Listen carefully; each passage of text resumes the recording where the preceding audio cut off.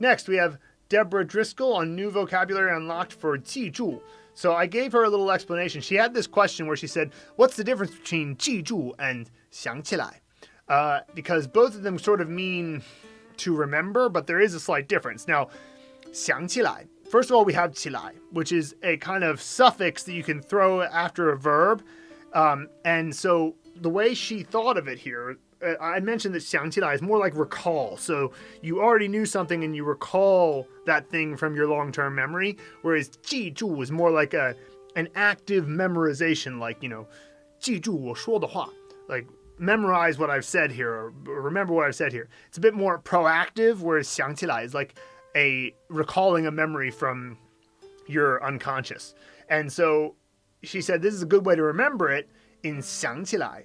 Your thought is 想, and it's brought up 起 out of the depth of your memory and comes 来 back to you. And I love how Deborah is recognizing that with Chinese words, there's often a logic to them that isn't necessarily obvious until you think about it, but it's such a fun experience with Chinese to play around with the fact that many of these different characters, when you put them together and you combine their meanings, they're super logical and they're quite interesting. They make you think about things like, what is recollection really? What is memorization? It's remembering something so that it lives in your brain, which is what 记住 means. And what does it mean to recall? Well, it's to think and have it rise up from the depth of your memories and come back to you. So I love that the way she's already thinking, and you're going to keep thinking about like that as you move forward. So keep enjoying those types of revelations, Deborah. 谢谢你观看我们的这个视频.